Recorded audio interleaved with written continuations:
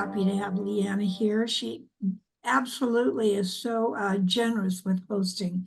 She has hosted Navid for me a couple of times, and we have known each other kind of distantly, I guess, for 25 years, a lot of years. So I'm just so pleased she's here with us. Dr. Leanna Wolfe, sex research was spirited by coming of the age in the thick of the 1970s sexual revolution and feminist movement in San Francisco Bay Area. Her curiosities and academic appetites led her to engage in field research in Mexico, Africa, India, Papua New Guinea, earning a master's degree in anthropology from the New School for Social Research and a PhD in sexology from the Institute for Advanced Study of Human Sexuality. From 1980 to 2018, she worked as a university professor, teaching and researching topics ranging from orgasm, multiple partner sexualities, and sexual assault. In 2016, she launched Wise Women, Sex and Relationship Counseling, providing counseling through her unique lens of sexual anthropology. Her new book, 177 Lovers and Counting, My Life as a Sex Research, is being published by Rowman and Littlefield last month in January. So with all of that, welcome, Leanna. So happy to have you with us. Oh, thank you all so much. So what happened is I decided in concert with the release of my book to develop a solo show. And being that we don't have a huge amount of time, I've abbreviated the show into something that's about a 20th of what's in the book. So I'm going to do a Zoom version of the show right now. And then afterwards, there'll be some time for questions and discussion. So let me start by sharing screen.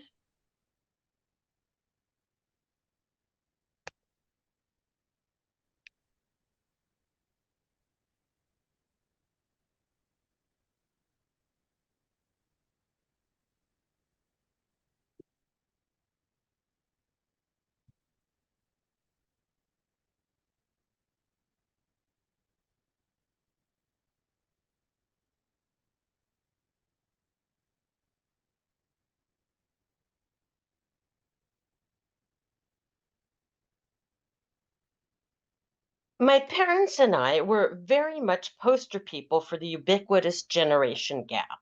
Their world was a world of proper public images and secrets, while mine celebrated honesty and truth-telling. They told me that my mother had carefully guarded her virginity until when she was 30, when she properly married my dad. It was only after my mom had bequeathed me her journals when she was nearly 93 that I found out that she had had lovers in her 20s. When I questioned her about the virginity story, she explained. Dad and I decided that it would set a good standard for you. My dad, meanwhile, had lovers, girlfriends, and several fiancés during his bachelor years. My parents habited a culture of double standards, not just between men and women, but between different kinds of women. My father explained, there are virgins and there are whores. My parents presented my mother as a proper marriageable virgin, despite that she didn't actually have such a status. Meanwhile, my dad had sexually engaged and even arranged abortions for quite a few whores. I was duly confused.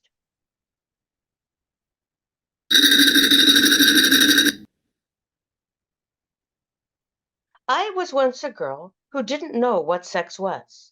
At best, I'd been able to surmise that it was highly charged, and that certainly made me curious. I did everything I could to find out everything I could safely. One of my first ventures into finding out about sex was reading the ethnographies of anthropologist Oscar Lewis.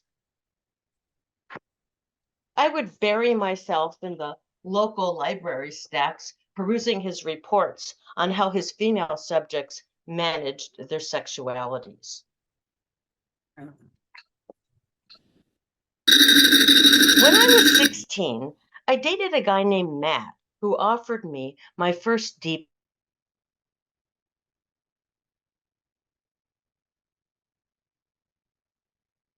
Uh-oh.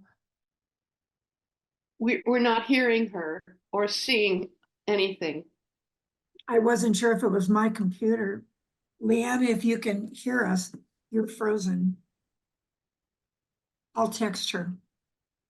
For what it's worth, I don't know if other people heard this, but it sounded like an ooga horn a I couple think that times was there. her intro with each slide, I'm guessing. Was it? Oh, okay. All right. She's still talking, so she may not be. I'm calling her. You're muted, Leanna, you're muted. She's frozen. Oh, I see her moving, but She's talking. moving. She's moving. She's muted.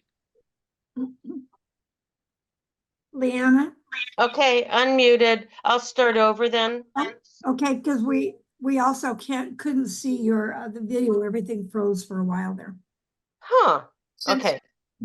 since All right. the- Also, should I just start from the top then? I'm really sorry. Oh, no, but No. the third slide, 1979 Palo Alto, you met someone. That was the one. We couldn't see any image, just Oh, Palo. you couldn't see an image. Okay. And So, you're frozen. okay, I'll start from there. Yeah, great. Okay. Now, is the share screen still on?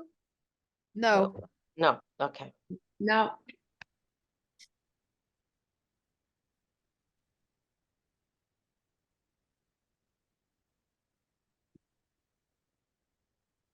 Is that okay now? we just see Dateline Palo Yeah. Alto. Right. That's all. And then, And they're made a big noise in between slides. I don't yeah, know what- it says supposed to be. Oh,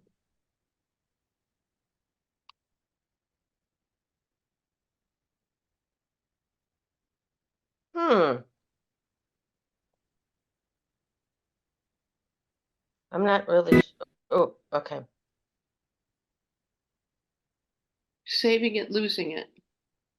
Okay, I see that. Okay. So you saw this 1969 Palo Alto. And Yeah. did you hear me talk about Matt and the kiss? No, just you met someone. Then Okay. Okay, so I met a guy named Matt who offered me my first deep kiss. When his pointy tongue jutted into my mouth, I wasn't exactly sure what to make of it. It triggered primal sensations akin to nursing and thumb sucking. I couldn't figure out how this was supposed to be sexually exciting. What I had landed on is what anthropologists call a cultural particularity, something that is practiced in some cultures, but certainly not all cultures. Amongst the Trobriand islanders of Melanesia, deep kissing is not part of standard erotic practice. The Trobrianders consider it unsavory, while the postcoital nibbling of a lover's eyelashes is regarded as extremely hot.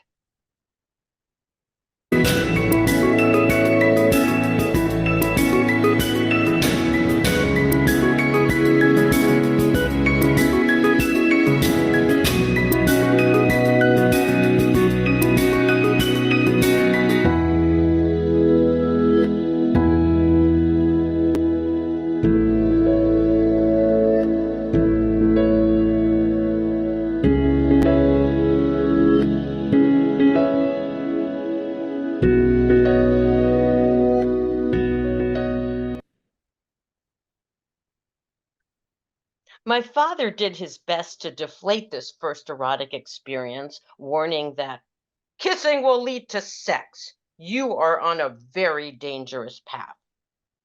In the late 60s, Teen sex was considered dangerous, not because one might catch a virus as potentially fatal as AIDS or COVID-19 would one day prove to be, but because it could lead to a career derailing pregnancy or a tarnished reputation.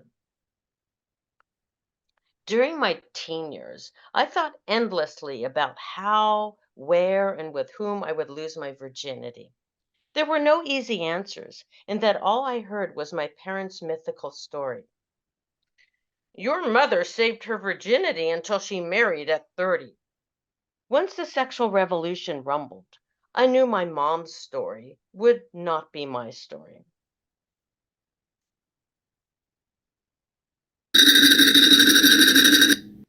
At 20, I confidently set forth to make love with my boyfriend of 5 months, Jerry.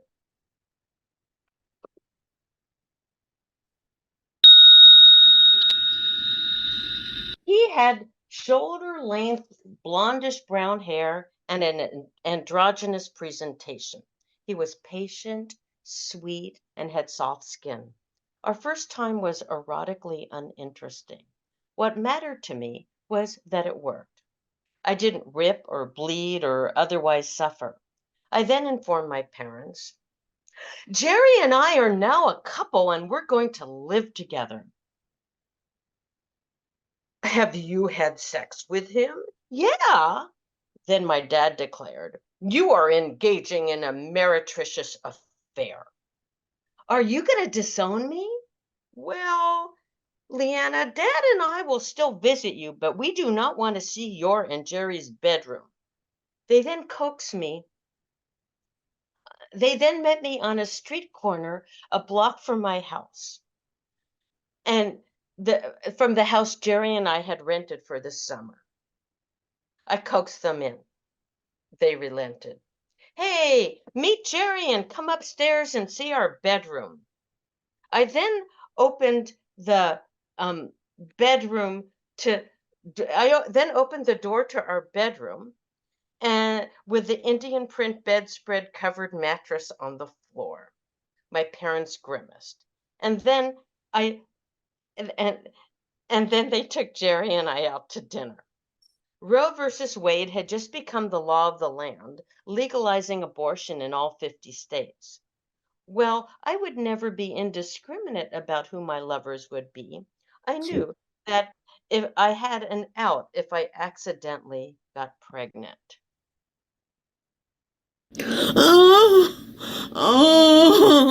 My next goal was to figure out how to see stars. After picking up a jumbo-sized tube of spermicidal gel, my next purchase was Betty Dotson's Liberating Masturbation.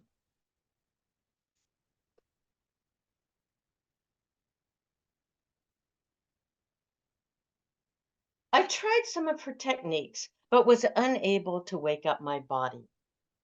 In my feminist women's consciousness raising group, I had heard, lie down in your bathtub and place your crotch under the water spigot. I lived in a Berkeley house with just one bathroom and 8 roommates, but I was determined.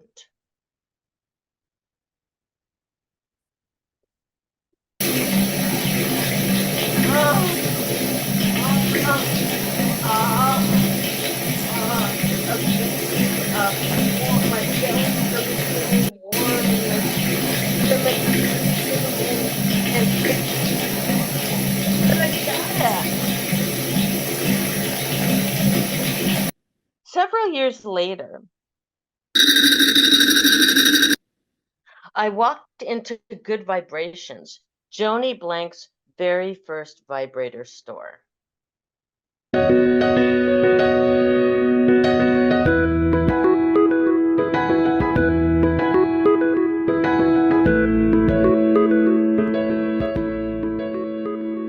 The store had private test rooms where buyers could directly sample the goods.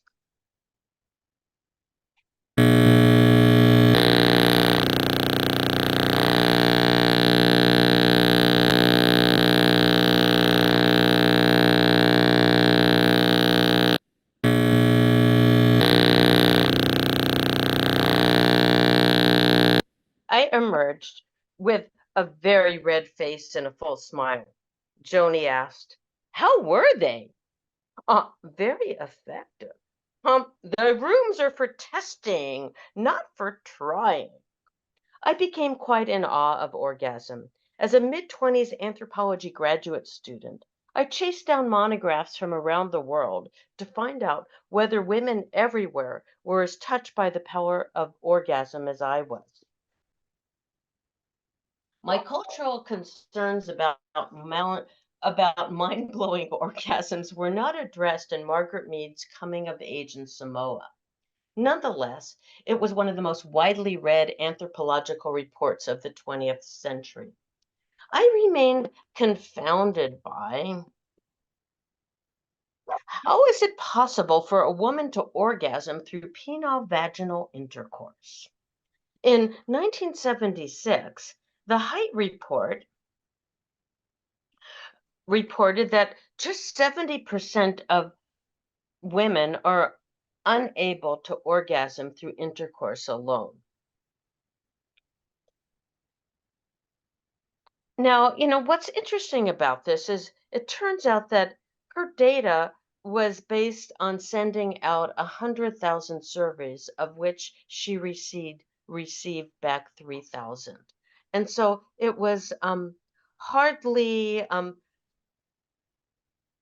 reflective of all women. These were women that were determined to fill out a pencil and paper survey and mail it back.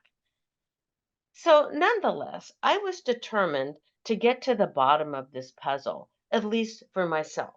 As I learned more about female versus male anatomy, I saw that the male equivalent of the standard female experience of sexual intercourse would be the light stroking of the testicles with minimal, if any, attention to the corona, the head of the penis.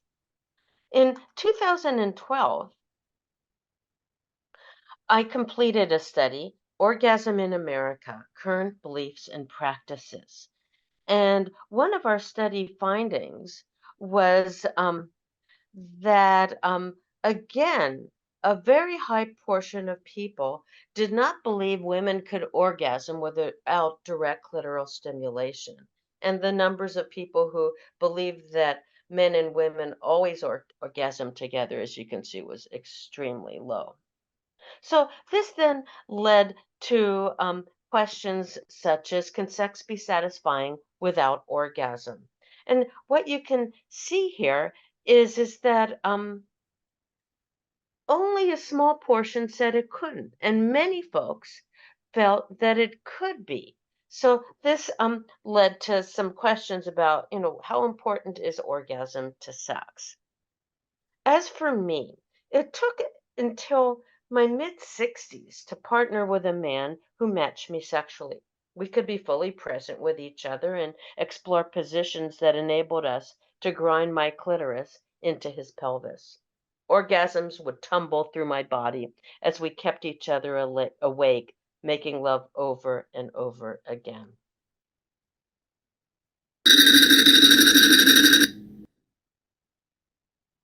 In 1993, I met John, who was an artist, a guitar player, and the father of Xiomara, a beautiful 9-year-old girl. I had been trying to focus on being single to more authentically write Women Who May Never Marry. Nonetheless, we became a couple, shared a home, and I became Xiomara's stepmother. When Women Who May Never Marry was published in 1993, I was suddenly treated like the darling of parties and events. John felt like an unacknowledged plus one.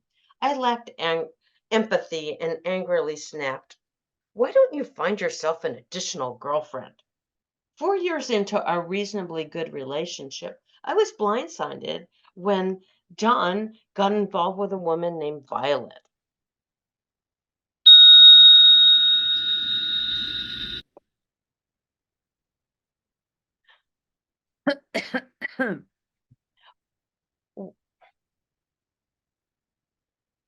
I did not not actually, well, 4 years before I had suggested that he find an additional girlfriend, I did not actually believe he would.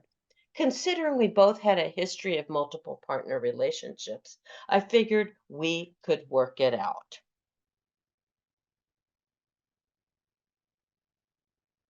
We really did our best.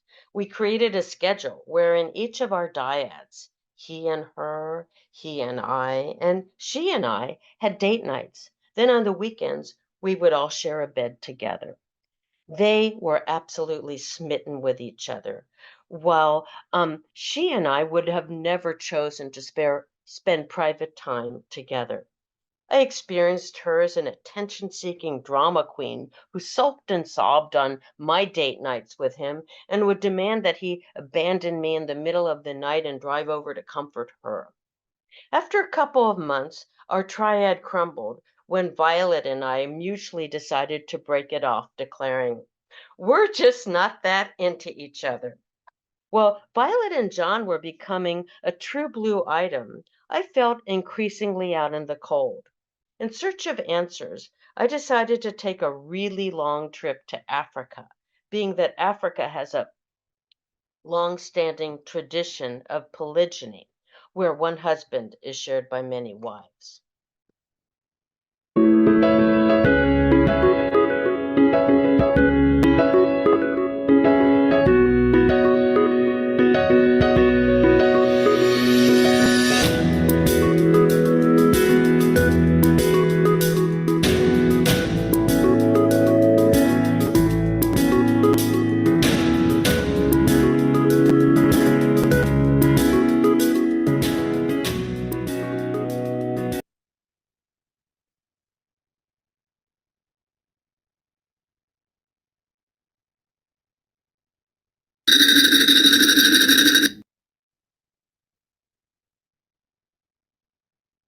The Africans I met were incredulous that I, an American, believed that they would have answers for me. In your country, divorce is common because in America, women go to college and have careers. They can afford to leave their husbands. Nonetheless, I persisted and was ultimately offered valuable, though not necessarily applicable, insights. A Kenyan grandmother who had begun sharing her husband 10 years into her marriage explained, "The first couple of years were very difficult, but eventually I adjusted to having a co-wife. My struggles with sharing John with Violet gained a universal feel as I learned how people 10 time zones away encountered parallel problems." And that my visit coincided with the media frenzy surrounding President Bill Clinton's affair with White House intern Monica Lewinsky. The Africans I met weighed in. "It's absurd that Clinton, who is clearly a wealthy and prestigious man, is being shunned for courting a woman who ought to become a second wife. A man such as the American president certainly deserves to have additional children.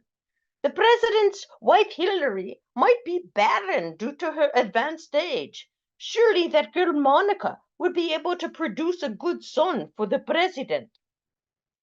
The African approach is very practical. While divorce in America separates children from their fathers, polygyny in Africa expands family alliances.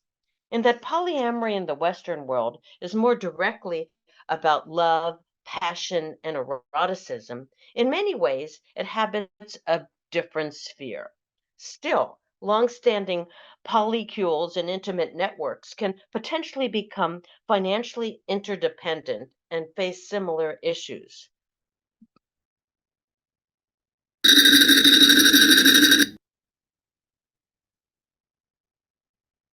In Papua New Guinea, I absorbed information from my hosts about polygyny as I munched on sweet potatoes, their every meal staple, during lazy afternoon chats. My Papuan informants explained that they really don't experience jealousy, being that the genders live in separate houses. Issues of favorite wives monopolizing their husbands' sleeping nights do not occur. Separate houses are maintained due to intense fears of menstrual blood pollution, which men believe to be debilitating, and sperm pollution, which could destroy a woman who wandered into the men's quarters. I treasured those private moments in the villages when I felt like we were all one people, irrelevant of language, culture, and appearance. I was ecstatic when they disclosed where sex happens and that their houses are gender segregated. Private moments are shared in the late afternoons in our sweet potato gardens.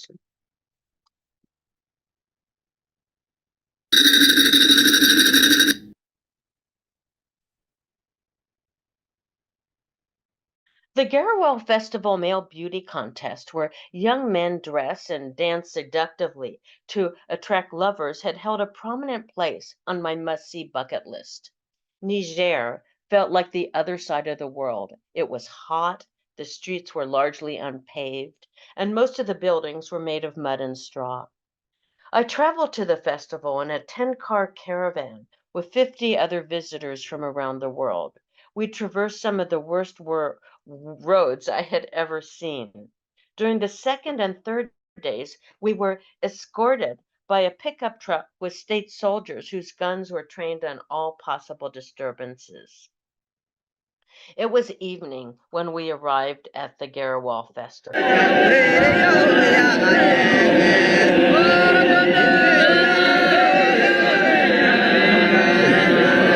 I walked through a herd of resting camels and a smattering of goats until I could hear a distant whining chant. As I approached, my eyes literally popped. I gazed in wonderment. There they were, the androgynously slender Wodabe young men engaging in the time-worn Yaki dance. Their faces were painted with yellow gold stripes down their thin tan noses, evoking light and play. Black eyeliner and black lipstick set off their shiny white teeth and the whites behind their beautiful dark irises. They were no longer National Geographic photographs. I could smell them and touch them. Through the lens of anthropology, I assess that the festival functions as a culturally sanctioned means for the expression of adolescent male sexuality. Unlike Western culture's utter contempt for man's intense needs for erotic expression, the Wodabi provide their young men with makeup, costumes, dance steps, and an arena in which to present themselves. This unilaterally endorsed prescription then fully celebrates their beauty and their sexuality.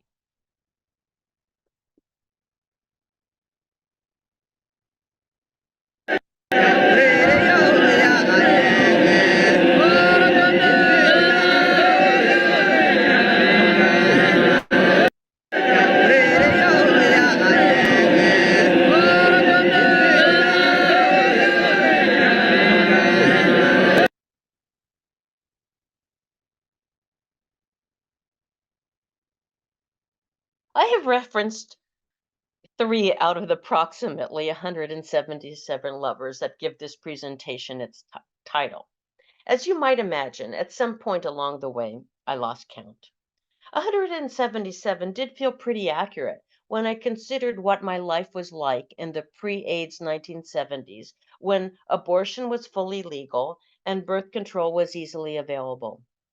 I would go to parties, meet someone cute, and invite them over for what was then called a one-night stand. What no doubt contributed to the freewheeling lifestyle I and many of my contemporaries engaged was the unique demographics of a swell of babies born in the mid-1950s. Being that there were less babies born in the 40s and the very early 50s, many females who sought to partner with slightly older guys were out of luck. Sufficient numbers of males had simply not been born. This compelling cohort of women fueled feminism, spirited the sexual revolution, and enabled the possibility of an erotically rich and independent life. In 2018, I retired from teaching and joined a daytime writing group. The members, who were a bit older and had not come of age as I had, would roll their eyes when I would share essays about my sexual adventures. One day, I decided to come clean and titled one of my essays, 177 Lovers and Counting. Soon after, I was asked to leave the group for being too provocative. Nonetheless, the title stuck. Drawing from my work in quantitative research, I assessed that the average number of lifetime partners for people who are not part of an alternative lifestyle is between 2 and 4. Those engaging alternative lifestyles typically average between 14 and 20. Sex workers, meanwhile, may erotically engage many thousands of clients during the course of their careers. As for how I became an outlier with about 177 lovers, I dated for stories on how single folks negotiated dating, as well as researching my 1993 book, Women Who May Never Marry. Had an open relationship for 17 years, participated in a bit of swinging, and enjoyed the full-blown of adventure of sex whenever I could.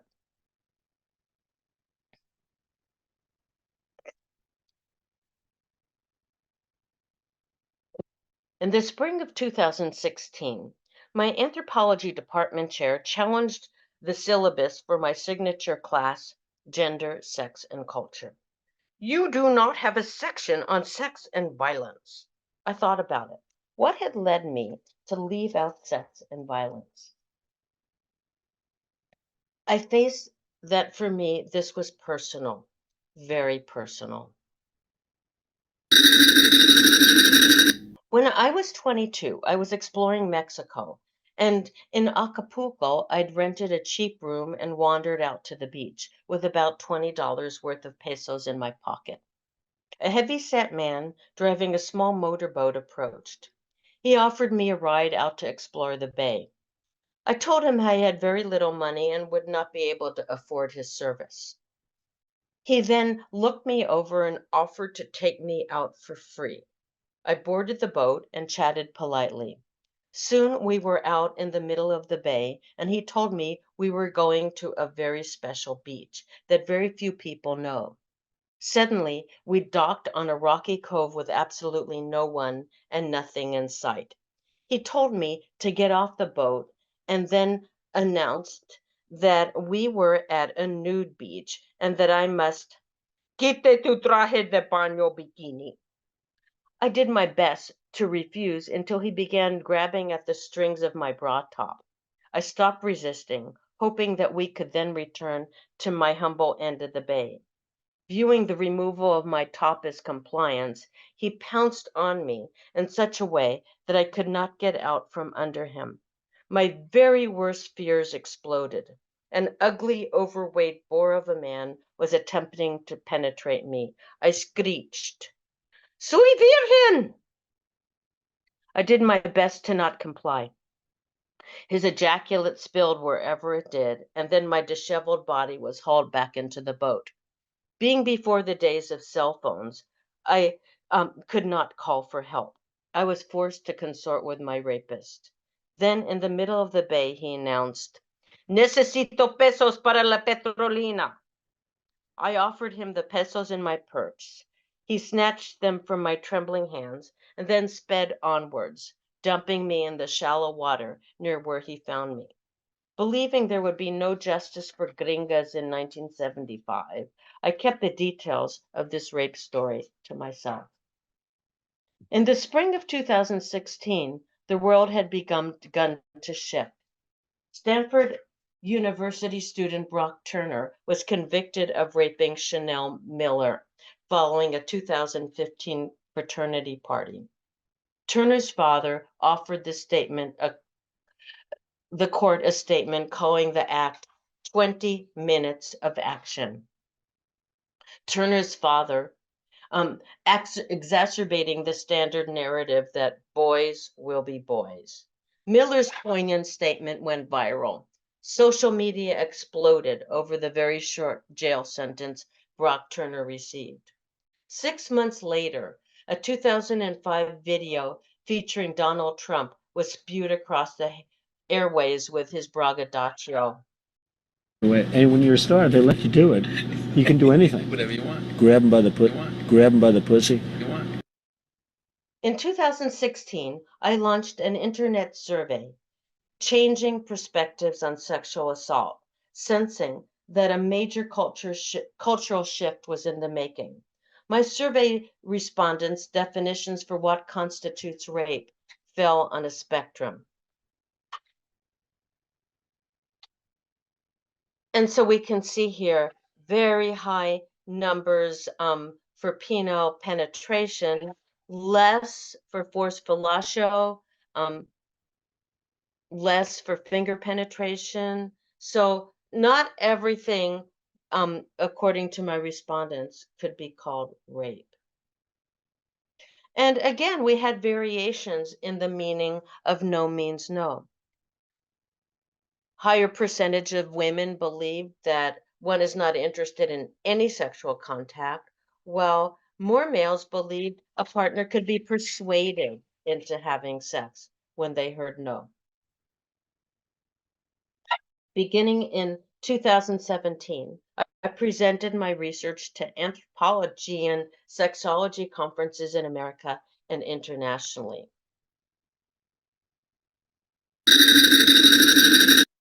I decided to make my presentations personal by coming out as a rape survivor.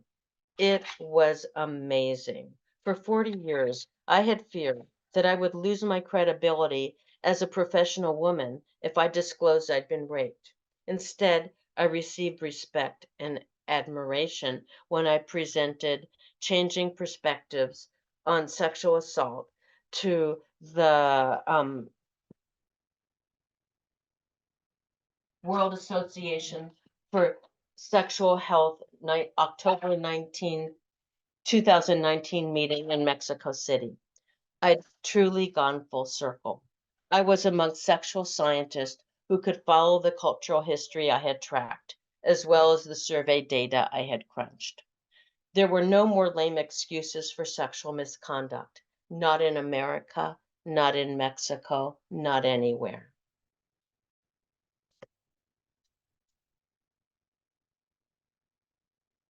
Considering my journey of experimentation and adventure, I am both relieved and troubled by changes in our sexual and social worlds.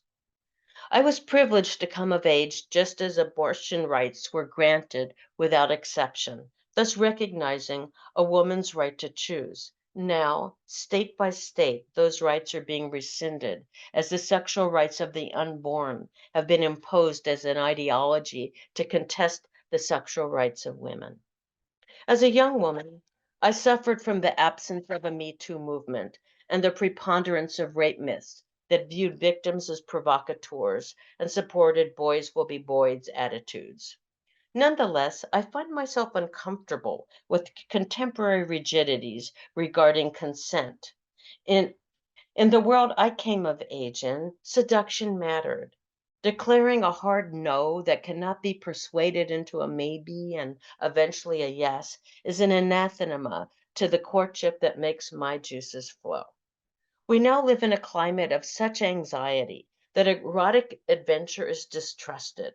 Men are fearful of the consequences of acting on their desires, while women sit upon their thrones, righteous, alone, and lonely.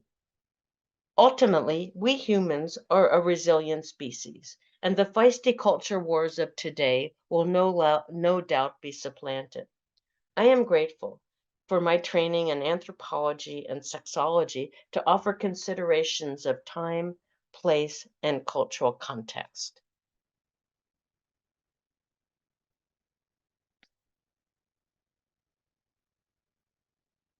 And here's how you can order the book. And hopefully you can, if you want to take a picture of this QR code, it will engage your phone.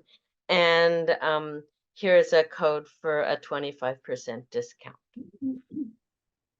And Leanne, I'll send that out by email if you send it to me. Okay, perfect. I'll do that, and I'll Sure. stop the share. Thank you.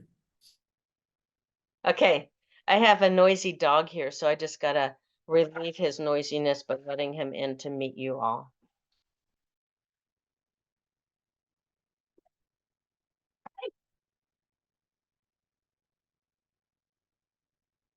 So here's Apollo.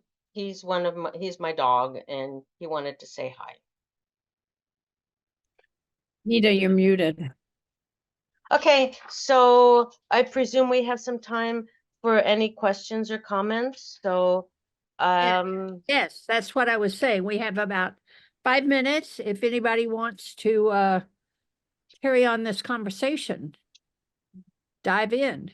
Mary Grace. Okay. That was really interesting, Leanna. I appreciate your openness with sharing it with people. And I could certainly relate to what you described as your beginnings as a teenager and with the generation before, and how nothing's really changed, but I think people are just some people like you are just more open about it. So I appreciated your presentation. Thank you. Thank you. Now, it's based on a much, much longer play, and I'm bringing the play to the Hollywood Fringe Festival in June. So hopefully some of you will be able to attend that if it interests you. Sounds good.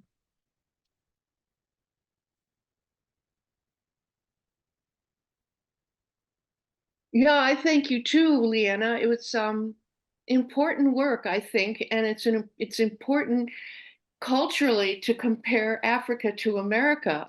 That fascinated me the most, I'd say.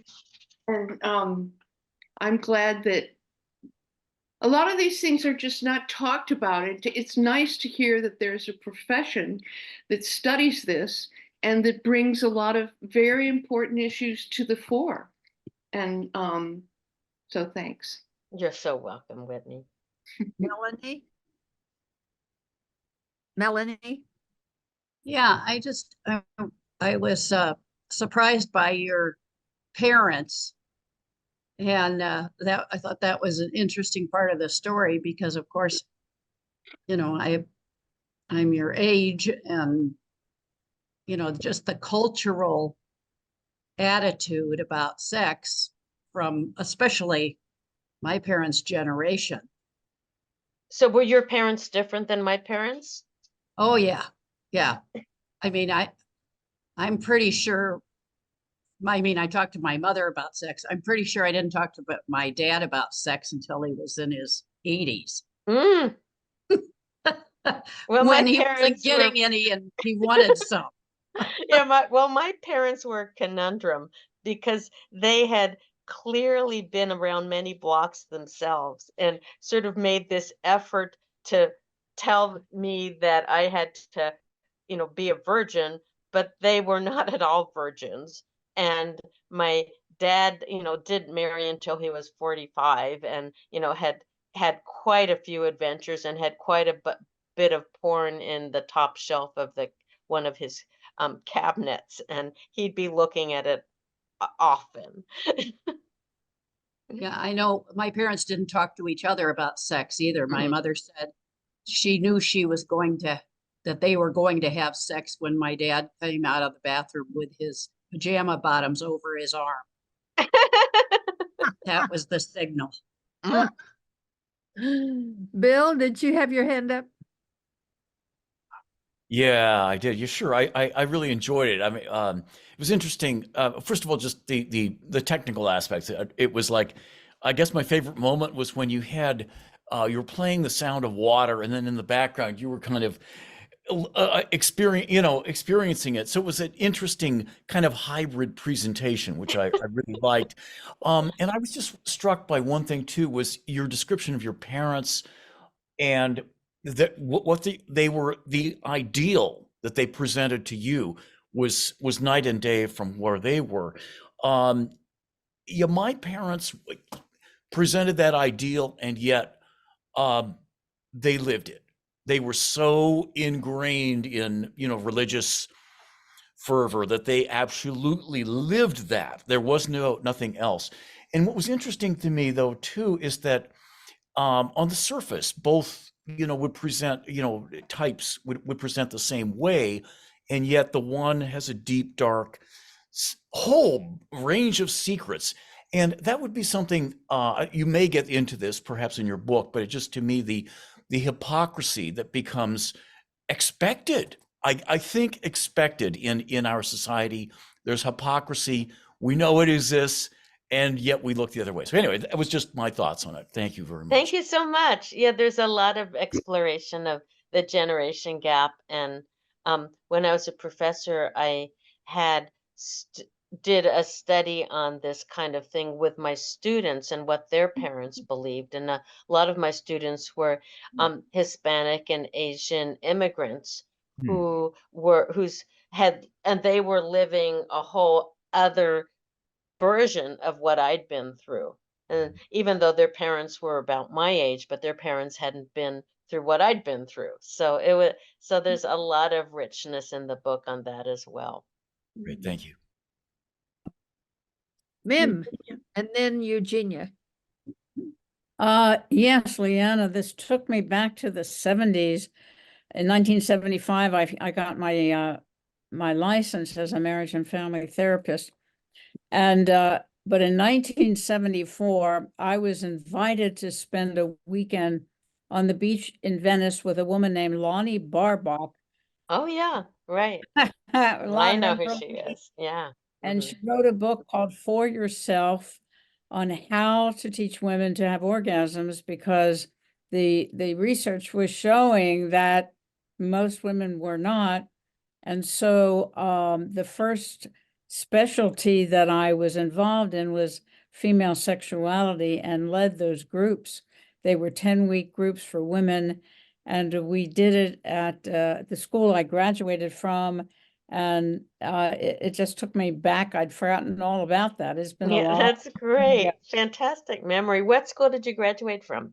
California Family Study Center, which Wonderful. became Phillips Graduate Institute. Right. Okay. Because Clint Phillips was the director and was my teacher. And then Hartman and Fithian came along. Right. They followed on Masters and Johnson, and I became one of their research subjects. So Fantastic. was Wow. fun. Yeah. Eugenia. Thank you. This has been fascinating, Leanna. I'm about the same age as you, and so your experiences early on were very parallel to mine. My question is, as you've, moved from I love the way you moved from a personal into studies, into the observation viewpoint. My question is, when you go to conferences and present, what is the breakdown of men and women who study this? I'm just curious, who's more interested, women or men? I mean, do you have a sense of that? Well, what was interesting is when we were looking for people to write back cover blurbs and endorsements, I had many more men come forth and really get the book and really appreciate it. At the conferences, and I've just started because the book just came out in January, and I've presented different versions depending on the conference. And so we did an anthropology conference in early January, and the folks there were very interested in some of the statistics I was sharing and trying to make sense of those. I just got back last night from the Loving More conference, which is a polyamory conference that was meeting in Philadelphia. And a lot of women attended, and for some reason they were very interested in discussing numbers and thought my book was all about the numbers of lovers. And I said, well, it's more of a tease and it's more about sex research, but nonetheless, so it just has really depended. But a lot of women, really hear their stories here and appreciate that I'm giving voice to these stories. But, and then we've had younger folks engage it, and because the book is actually was published as a textbook for anthropology students, because it's called an autoethnography, which is basically a memoir through the lens of anthropology. Okay, Thank you. And your play is fascinating the way you put it together. Thank you. we have time for Carolyn, and then that's it.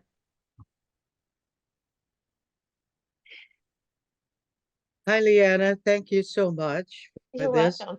It was highly instructive, really well put together. Two things about my dad. When I was in high school, he told me, if you kiss, you get germs. So that kind of held me off.